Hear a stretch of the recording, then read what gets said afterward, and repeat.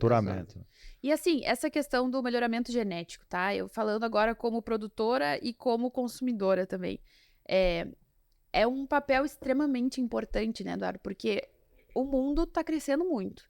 A população não para de crescer. E ela vai continuar sentindo fome, enfim. Sim. A gente vai ter que continuar produzindo. E aí eu pego já um gancho de sustentabilidade, porque se a gente parar para pensar, o que vocês fazem é para garantir que a gente consiga produzir mais em Exatamente. menos espaço geográfico. Exato. Então, ou no mesmo, não mexer em nada e a gente conseguir Utilizando os mesmos produzir. recursos também. Exatamente. Isso é, acho que para mim esse é o ponto-chave da importância de vocês, assim. Porque Tu resumiu o que seria a minha fala, né? É. Quando a gente fala de GDM, a gente considera uma atividade totalmente sustentável justamente por isso.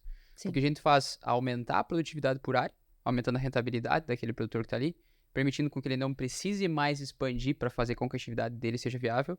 E o benefício disso tudo é a produção de alimentos, né? Exato. Então, se a gente pegar, até tem um dado que é bem interessante.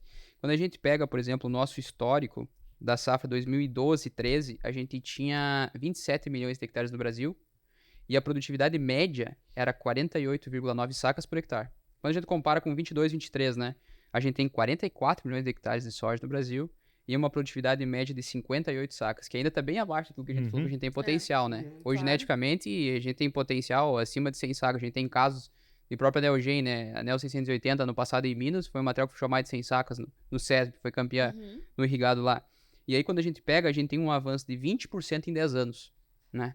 Em produtividade, a nível nacional. Então, a importância do melhoramento genético para a gente chegar lá é gigantesca, né? Como que a gente atribui isso? Normalmente, a gente atribui a essa evolução cerca de 50% da responsabilidade desses 20% é do melhoramento. Então, a gente pode falar que uma média dos últimos 10 anos foi 10%. A gente teria potencial para mais? Teria.